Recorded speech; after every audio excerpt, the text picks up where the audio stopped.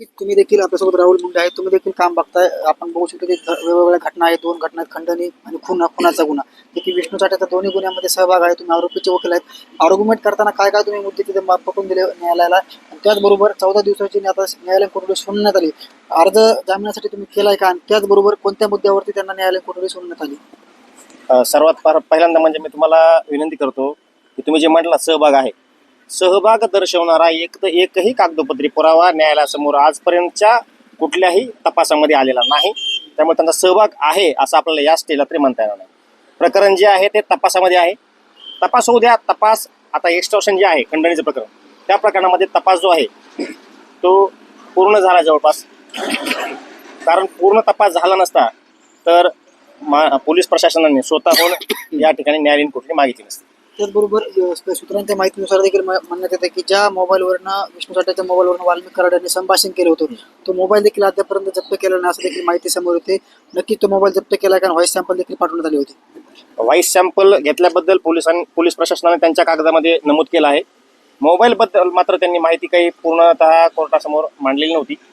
आणि राहिला विषय त्यांचा जो मुद्दा आहे की या मोबाईलवरनं, या डिव्हाइसवरनं एका फिर्यादीला जो आहे त्या एक XYZ पर्सनने संभाषण झाले.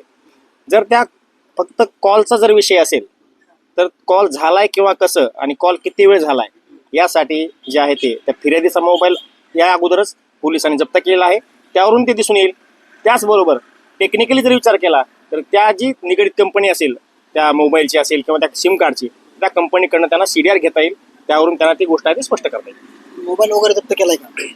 मोबाईल जप्तीबद्दल या प्रकरणामध्ये जे आहे ते पोलिसांनी स्पष्टीकरण त्यामध्ये दिलेलं आहे. नक्कीच. आता जामीन कधी मांडणार आहात तुम्ही? आपण बघू शकतो उद्या शनिवार रविवार आहे.